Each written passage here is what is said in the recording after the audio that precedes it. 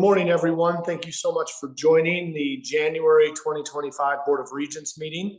Appreciate everyone making the time. I know how busy everybody has been with the holiday season, traveling to and from Texas for some of us. Again, really appreciate everyone's willingness to join us today. Jasmine, would you help us by taking roll? Yes, Chair Buchanan. I'm here, thank you. Regent Here. Regent Lozar. Here. Regent Dombrowski. Here. Regent Southworth. Good morning. Here. Regent Folkford. Here. Regent Mortensen. Here. Commissioner Christian. I'm here. Governor Gianforte is being represented by Dylan Clapmeyer. Here. And Superintendent Hedlund, who will be joining us. I think she's here. Back to you, Chair Buchanan. Jasmine, thank you. And again, to everybody on the call today, thanks for making the time to join us. Busy holiday season. Certainly hope everybody on our campuses had an opportunity to spend some time with family, reflect on another fantastic semester, another 2,000 degrees conferred in our December commencements. Couldn't be more proud of everybody, students especially, but the help and support from our faculty members and staff members on campuses. We certainly recognize that your work is being culminated with those celebrations. So we thank you so much for that. I'm excited about the opportunities in front of our newly minted graduates, confident that the MUS has provided them with the skills and the confidence to not only go represent themselves, but this great state as they kick off their careers. And I know the invitation from all of us is extended to continue to stay close to your campuses and look forward to being with you along your journeys. A relatively brief agenda today. As we all know, the 69th legislative session is convened. And in that context, Commissioner Christian, we do look forward to hearing your report as well from Mr. Clapmeyer and Superintendent Hedlund. After those remarks, we'll move into our consent agenda. Hope you guys have all had an opportunity to review that. We will then wrap up by considering 2 appeals, hearing public comment, and then hope you've all made time to join us. We do have executive session today, shortly thereafter, and the agenda and Zoom items have been sent to you, hoping you can stick with us on there. Also want to take a moment in advance to recognize and congratulate the 7 emeriti faculty on our consent agenda. In reviewing those vitaes and letters, their backgrounds, their many academic and personal achievements, just reminds me of how fortunate we are here in Montana to be blessed with such high quality, dedicated faculty contributing to their fields and mentoring the students of our system. Thank you very much. We'll look forward to visiting a little bit more about that later on. But before we turn it over to Commissioner Christian for an update, we have sent out the minutes. I want to make sure everyone's had an opportunity to visit. If there are any corrections or proposed amendments, we'd hear those now. I don't think I'm seeing any. With that, the minutes would be approved.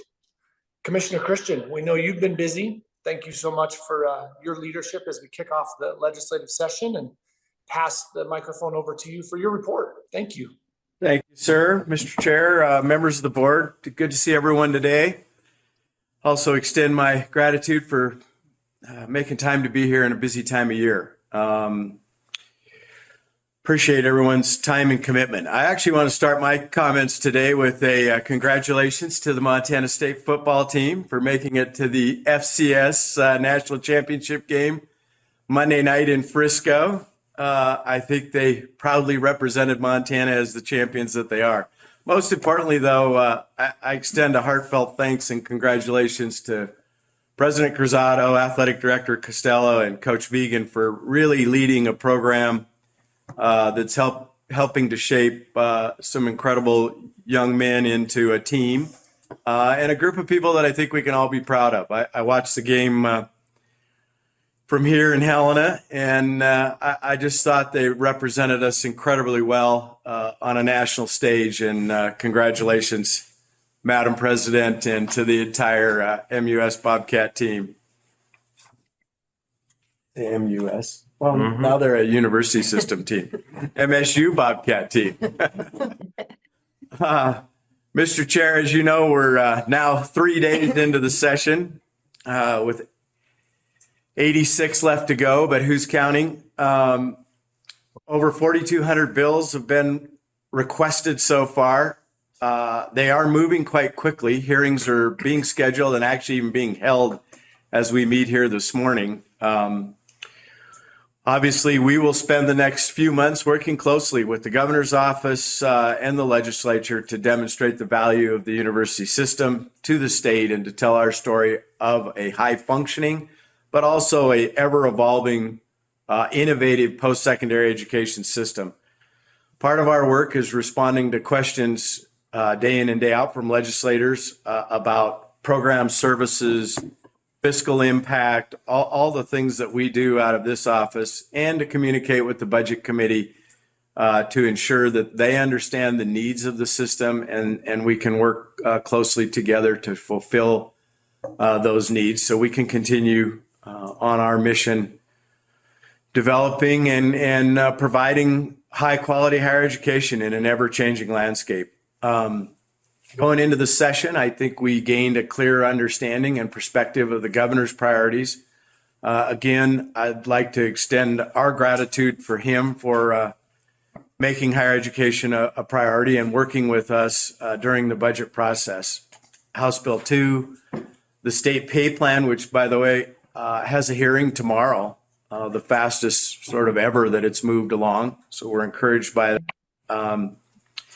And the capital projects are all now in the hands of the legislature, and I'm optimistic that we'll continue to see solid investment with the support of this board and the system and the governor from the legislature. In addition to the bills that I mentioned, those that carry most of the financial considerations for us, there's hundreds of bills that get introduced that have some potential impact or influence on the system. Our administrators, our staff, our students, or the programs. And so we continue to track those. They have implemented new software this year for the legislative process. We're getting used to that. We're learning how to understand that and track the work that we need to. Board members, if you have interest in that or need any help setting up a login for yourself, please let us know. We can assist in that front. It's working. We've worked closely with the legislative services to get over a few bumps, some limitations, but I think overall we're getting used to the system, and we will have an effective team here at OCHI that's navigating a number of bills and the proposed changes in those as they work their way through the process. As you well know, Deputy Director Hollenbaugh will take the lead for the MUS, working closely with myself, the other deputy commissioners and OCHI staff, along with individuals from the Montana State side of the divide and the U of M side to make sure that we're advancing the needs of the system. So at this time, I would hand it over to Galen just to give us sort of a brief very brief since we're 3 days in, but a little bit of where we're at, where we think we're going in terms of the landscape ahead of us. Thank you, Commissioner. Mr. Chairman, as the Commissioner mentioned, the House is indeed off to a very fast start this session. The top 3 priority bills for the system are actually already scheduled for their initial hearings. House Bill 2, the main budget, is actually scheduled. Our Section E subcommittee will be held the last week of January. We are still in the process of finalizing the details of the order of the presentation. So as soon as that gets out, hopefully the end of this week, we'll get that off to you all so you can know when we'll be up. In a slight change from last session, the Legislative Fiscal Division staff have now included House Bill 5 as part of our House Bill 2 hearing. So there'll be a joint Section E and Section F hearing to review the projects within House Bill 5, and that meeting is scheduled for Wednesday, January 29th. As the Commissioner also mentioned, House Bill 13 scheduled for tomorrow. That is the fastest hearing date for the state pay plan that anybody can ever remember. Director Devant and I will be up to testify in support of that. Just to refresh everybody's memory, the bargaining team did a very good job. The 3 main issues within the bill are $1 an hour or a 2.5% raise each year of the fiscal year. Number two, being a 2.5% increase to the employer's share of the state health insurance plan. And that is the first increase that we have seen in that since 2017. So it's a pretty good job of the bargaining teams to include that. And then the third point is the state meal reimbursement rate will be matched to 70% of the federal standard rate moving forward. So a little bit of an increase for those meal reimbursements for state employees. Second, the Senate is not off to as fast of a start as the House, but they have had a few rule changes for the upcoming session. The most important thing for us being the new Senate Executive Committee, and that will be the committee that will handle all of the governor's appointments. So Regents Folkvord and Mortensen, as soon as they set that schedule for confirmation hearing, we'll let you know and get you prepped up for that hearing. And then finally, this Friday, Director Kurtz and I will get out that Friday afternoon legislative update, and that will land in your email boxes every Friday afternoon with all of the updates from the previous week. So with that, Mr. Chairman, Commissioner, that's the update. Thank you, sir. Any questions for us? I mean, we're only a couple days in, but that's sort of what we've got at this point in time. Mr. Chair, any questions we could entertain?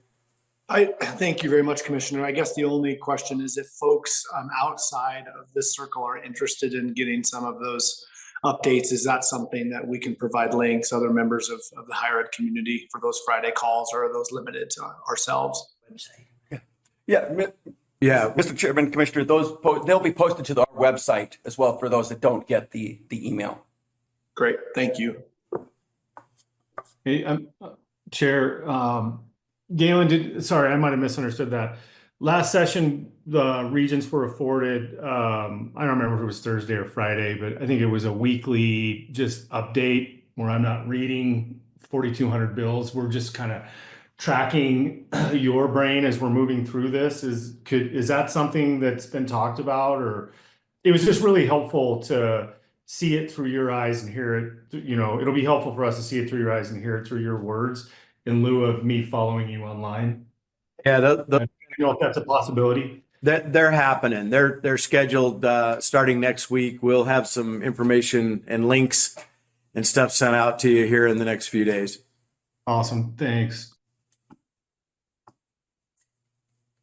Introduce. Anything else? Questions about session? Okay, and then we'll move to some, well, I guess I would say the campus reports are posted. Anybody get a chance to take a look at those? They're part of the agenda. And then we can move to some acknowledgements and introductions. Back to Galen for. Thank you, Mr. Commissioner, Mr. Chairman. Next to me, we have Emmett Jeske. Emmett will be the lobbyist for the Montana Associated Students this session.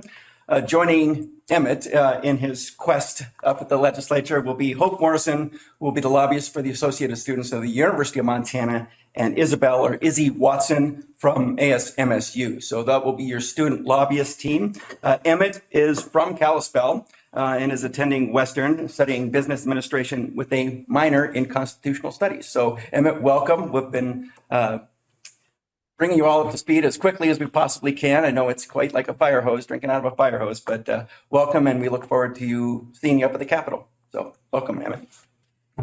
Thanks, Galen. Welcome, Emmett. I believe, President Cruzado, you have a couple introductions. Does that sound right? Yes. That is correct. Thank you so much, Mr. Commissioner. Members of the board, good morning. Happy New Year. Great to see you. Before I share with you two amazing introductions, I also wanted to thank the Commissioner for his recognition of the Montana State University Bobcats. And I was thinking this morning, you know, if my message would have changed had the results of the game had been different. And I realized that I would have shared with the Regents exactly the same message. And that is, we're so proud and so thankful for those young men who gave their all at that meeting, at that game, and an amazing coaching staff led by Coach Vegan, incredible leadership displayed by Leon Costello, and the incredible pride displayed by Bobcat Nation. We had a reception the night before.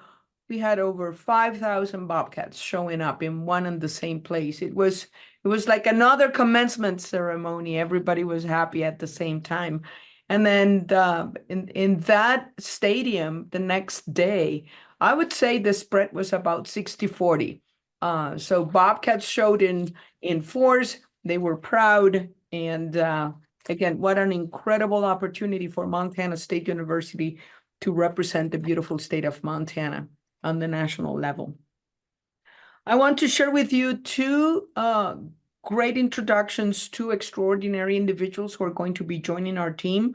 First of all, our new Dean for Global Engagement and International Programs, Sally Muriamu. She brings over 28 years of experience in higher education and has held a variety of positions at Portland State University. In addition to her role as Deputy Executive Director of Global Engagement and Initiatives, her other roles have included Director of the Office of International Partnerships and Initiatives, Director of the Portland Center Programs, and Director of the Portland State University Waseda Transnational Programs.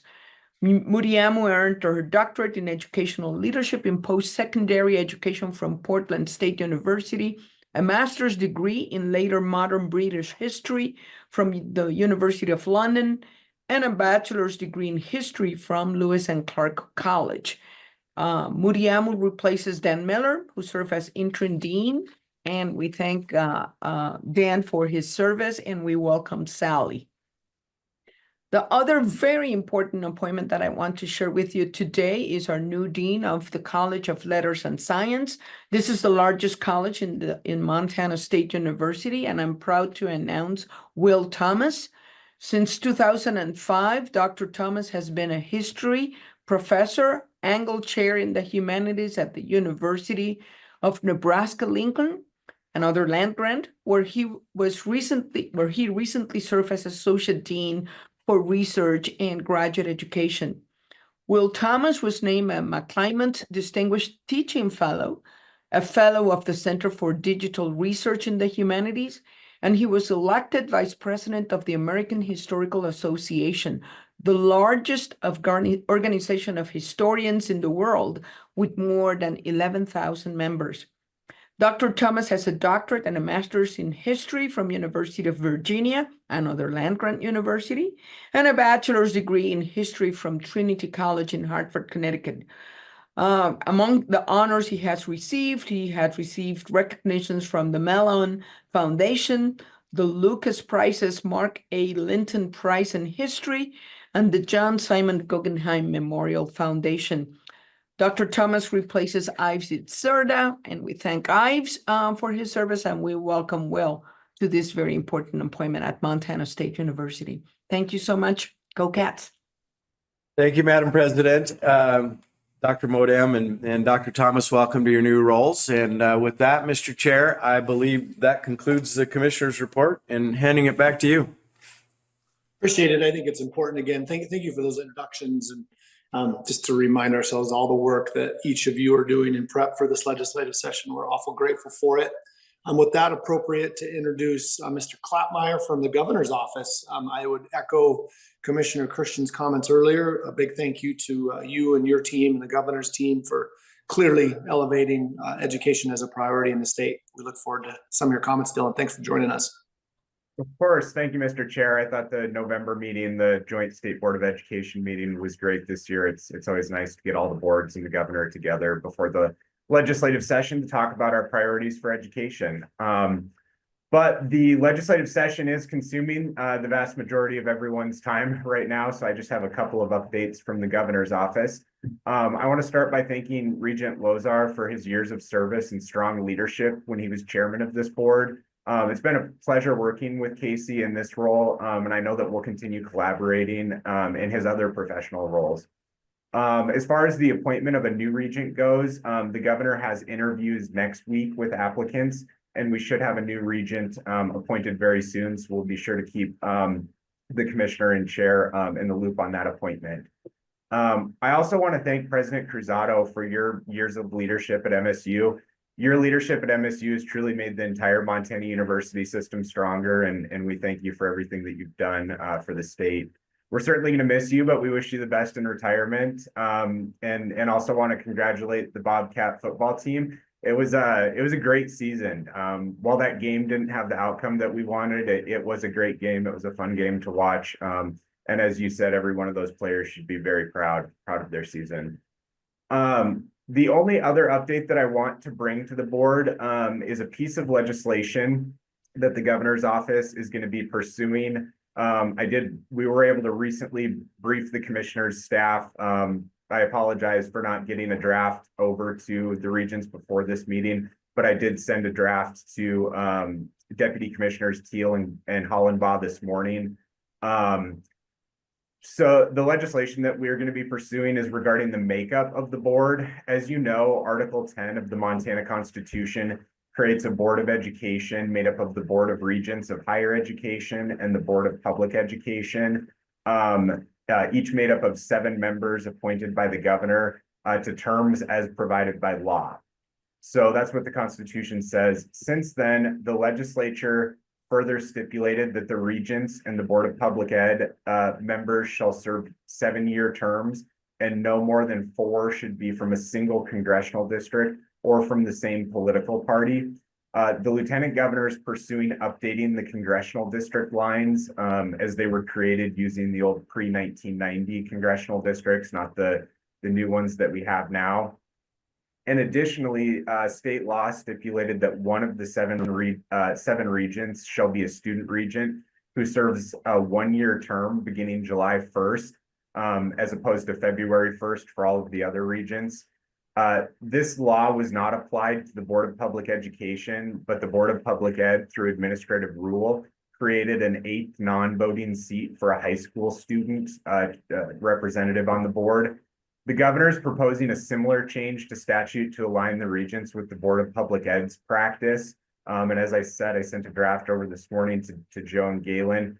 Essentially, the bill draft strikes the section of code allocating one of the 7 seats to a student and restores the board to a full 7-member board of regents serving 7-year terms, while providing transition language that if passed, a new regent would be appointed July 1st of this year to a 5-year term expiring on January 31st of 2030.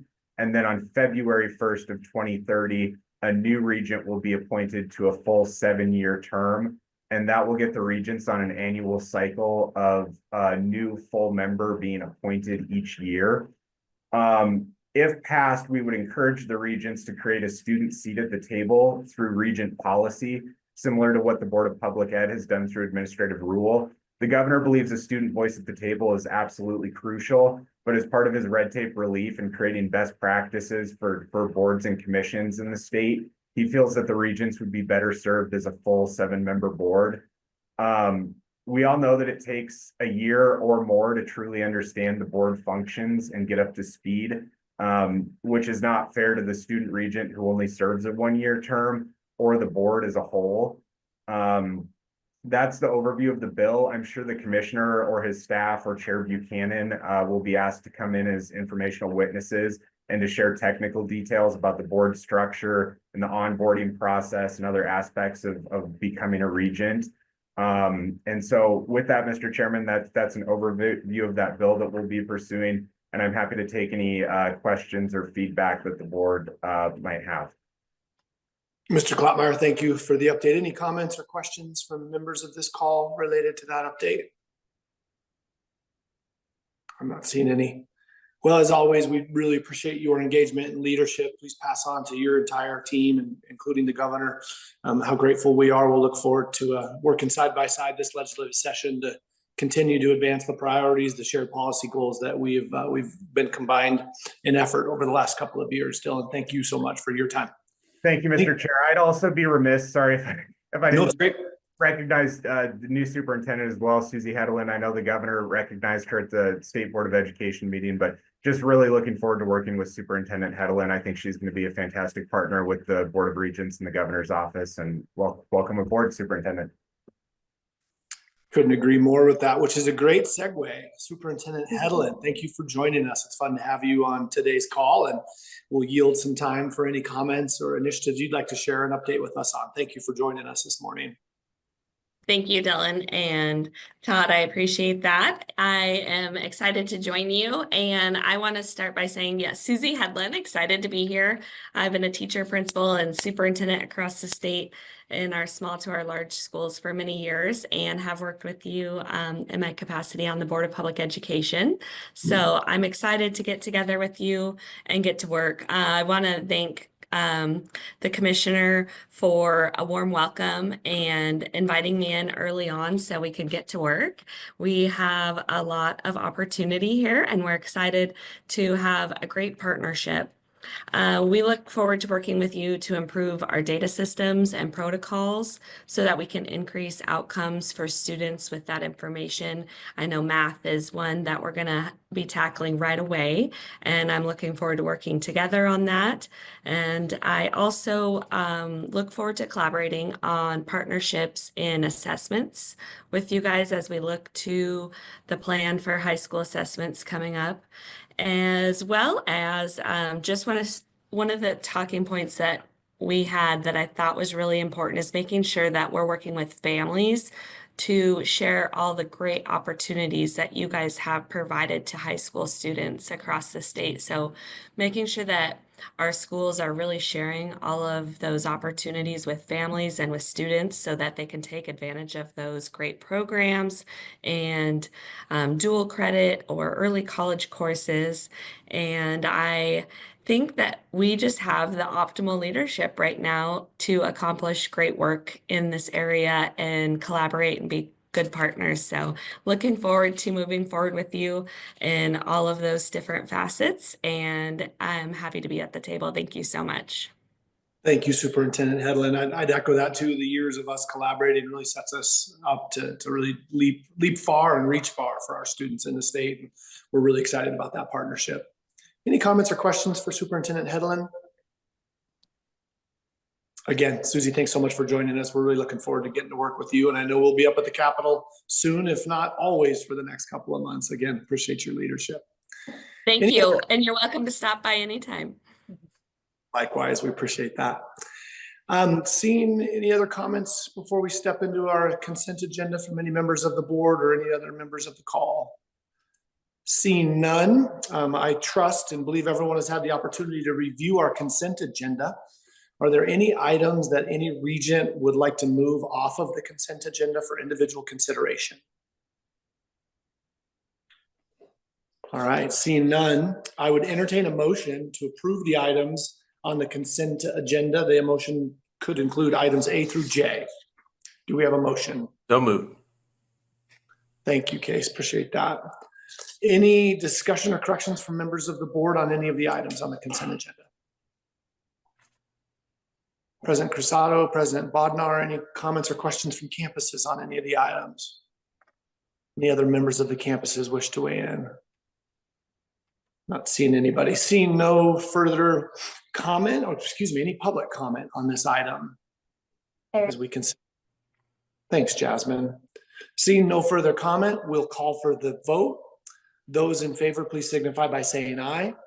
Aye. Opposed, same sign. Ayes have it. We've passed the consent agenda. Appreciate that. Appeals. The next item on our agenda is the consideration of appeals. Each appeal has been given a number, and for each of the 2 appeals, you have received the commissioner's decisions and the written appeal with supporting documents submitted by the campus and the appellant. The issue before the board for each appeal is whether to consider the appeal at a later meeting. Our appeal policy does not require us to accept an appeal if we are satisfied with the commissioner's review and decision. The sole question is whether any regent believes the issues addressed in the commissioner's decision need further review by the board. If you do not wish to hear the appeals at the board level, it is not necessary to make a motion. A lack of action on our part will signify our decision not to hear the case. These appeals are confidential.